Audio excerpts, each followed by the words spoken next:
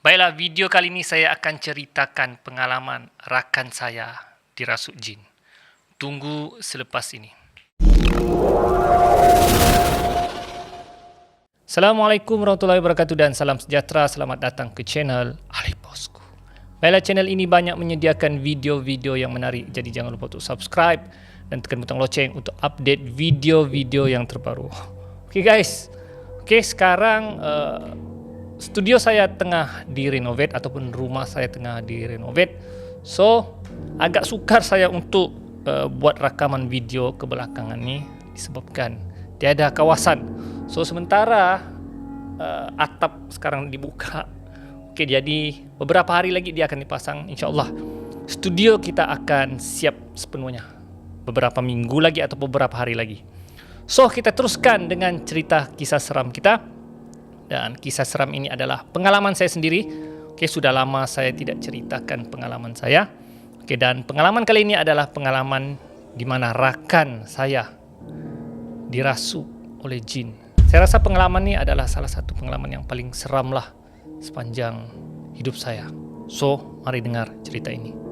Kisahnya bermula apabila saya belajar di sebuah institut perguruan Malaysia, di mana ketika itu kami menunggu solat Isyak. Okey, solat Isyak. Jadi di kawasan surau ni, okey, kawasan surau institut perguruan ni dia memang besar. Jadi sementara kami menunggu solat Isyak, jadi kami lepak di luar surau.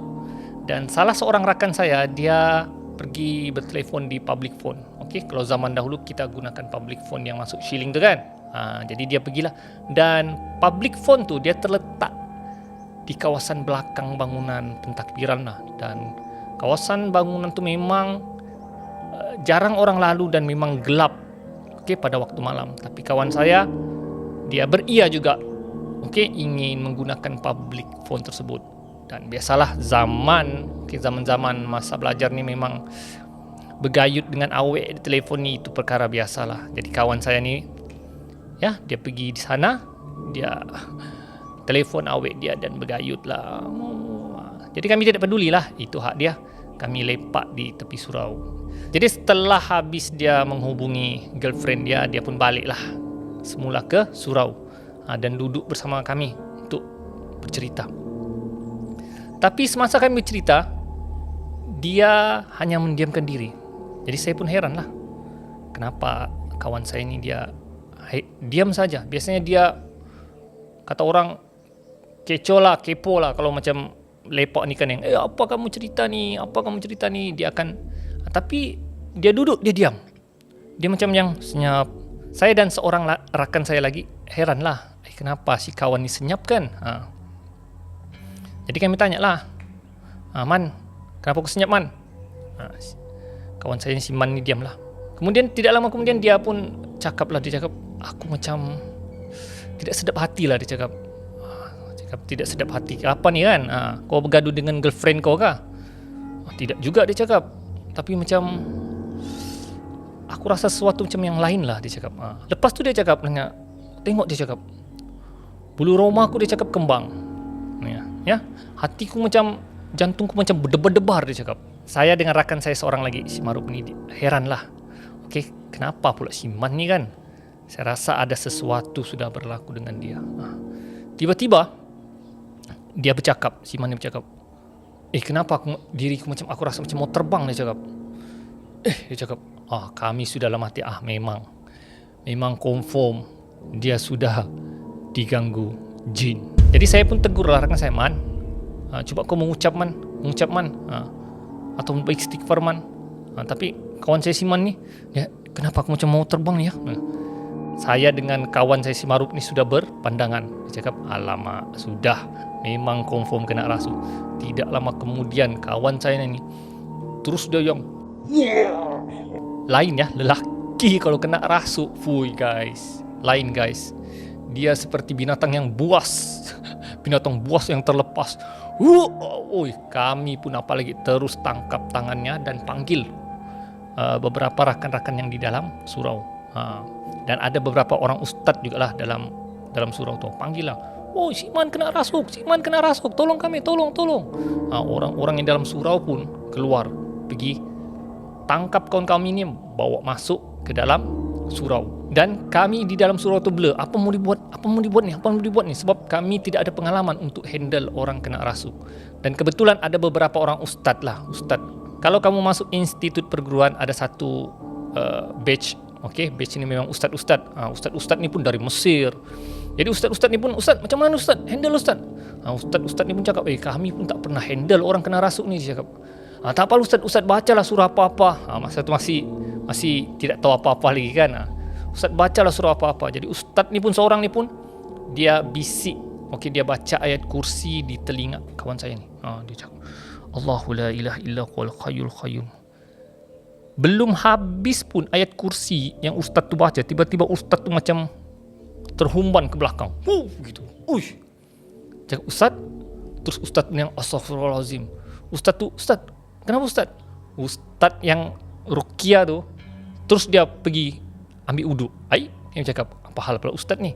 Dan dia terus solat 2 rakaat. Cakap, "Alamak, apa kita mau buat ni? Siapa lagi?"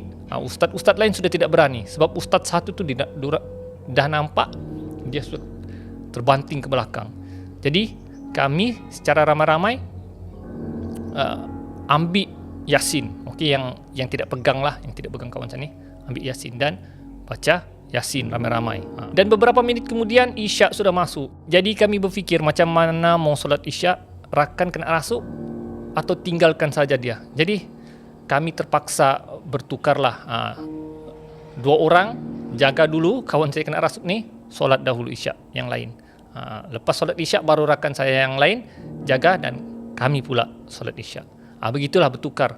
Jadi kawan saya ni masih lagi tapi dia tidak bercakap, dia hanya begitu sajalah, macam suara dia menjadi garau dan seram. Dan selepas solat Isyak, ramai-ramailah jemaah baca Yasin. Okey, baca Yasin, baca ayat kursi, baca tahlil. Pun tidak berkesan guys. Okey, kawan saya ni masih lagi yang, ya Allah. Saya rasa itu kali pertama saya handle orang kena rasuk yang gila guys. Ya, sangat, tangan orang kena rasuk ni, dia macam ada satu power lah, sudah super power yang sangat kuat, yang susah kau nak handle. Ya, kau pegang dia pun dia dapat, Jadi kami bertanya, "Siapakah kau? Siapakah dalam badan ni? Apa yang kau mau?" Dia tidak bercakap, dia hanya meraung. Wow. Jadi semua jemaah, termasuk ada beberapa orang ustaz pun tidak tahu. Dan kami tanya ustaz yang ruqyah tu lah, yang bisik tu kan, "Ustaz, kenapa ustaz tiba-tiba solat 2 rakaat?" Ustaz tu cakap, "Masa saya ruqyah," bilangnya, "kawan kamu ni, Siman ni, tiba-tiba saya rasa macam saya tidak dapat kawal diri saya." Maksudnya jin tu cuba masuk ke dalam badan ustaz tu. Jadi macam mana ni ustaz? Jadi semua rakan-rakan jemaah ni tidak tahu macam mana mau handle.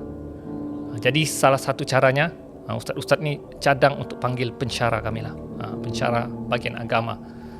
Dan rakan-rakan ustaz ni pun telefon dan beritahu rakan pensyarah kami bahawa Siman ni kena rasuk. Dan pensyarah kami dia cakap, "Kamu tunggu, nanti saya akan datang." Jadi sementara menunggu pensyarah kami ni datang, kami terpaksa jagalah kawan kami kena rasuk ni, berganti-ganti memegang tangannya. Sampai satu masa tangan kawan saya ni yang dipegang ni sudah biru guys, biru, lebam, sebab terlalu kuat orang pegang. Ya, jadi semua kepenatan, kepenatan mengerahkan tenaga untuk menjaga rakan saya ni. Sudah penat, tukar lagi. Tapi mulut kami dan rakan-rakan lain tidak putus-putus untuk membaca surah Yasin. Tapi tidak berkesan guys. Kami pun tidak tahu jin apa yang merasuk dengan dia ni. Dan rakan-rakan tanya lah apa punca dia, dan kami bagi tahu dia ada menggunakan public phone di bangunan belakang. Dan semua tahu kalau kawasan tu jarang orang datang atau orang lalu, memang ada benda lain. Dan kemungkinan rakan saya ni, dia mungkin terganggu rumah kah, apakah dia kencing kah, kita tidak tahulah. Ya, jadi mungkinlah benda tu masuk dalam badannya. Jadi kami berganti-gantilah untuk menjaga, untuk pegang rakan saya ni, ya. Orang yang kena rasuk ni guys, kalau kamu pernah nampak lah, guys, dia punya kekuatan, kata orang 10 kali ganda daripada kekuatan biasanya. Jadi pensyarah kami ini pun satu hal juga lah. Tunggu. Lambatnya datang. Sampai kami kepenatan. Bayangkan kami belum makan malam lagi. Ya, selepas solat isyak terus handle rakan kami ini. Sampai pukul 1 pagi baru pensyarah kami tu datang. Aduh guys, 1 pagi lah. Jadi pensyarah kami pun datang bilangnya, minta maaf lah, saya ada program sedikit. Kemudian kami terangkanlah dengan pensyarah kami apa yang berlaku dengan kawan kami ini. Dan pensyarah kami cakap, mungkin dia cakap ada jin, ada tempat jin yang telah diganggunya dan masuk dalam badan. Jadi pensyarah kami ini pun mulalah dia baca surah-surah ayat kursi 3 kul, dan dia bertanya dengan rakan saya ni Siman, dan baru rakan saya ini bercakap, dan suara rakan saya ini memang kalau orang yang kena rasuk ni dia macam lain lah suara. Dia cakap. Akhirnya jin dalam badan Siman ni pun bercakap. Dia cakap, tuan punya badan ni telah ganggu rumah aku di belakang bangunan tu. Dan semasa dia cakap bertelefon, dia mencarut dan memaki. Kami tidak tahulah dia telefon aweknya kah sambil memaki kah, kurang pastilah. Tapi yang jin dalam badan tu cakap sedemikian. Kami hanya senyap mendengarlah. Dan akibat dia mengganggu tempatnya, aku marah, dia cakap. Dan bila dia marah, aku terpaksa masuk dalam badannya.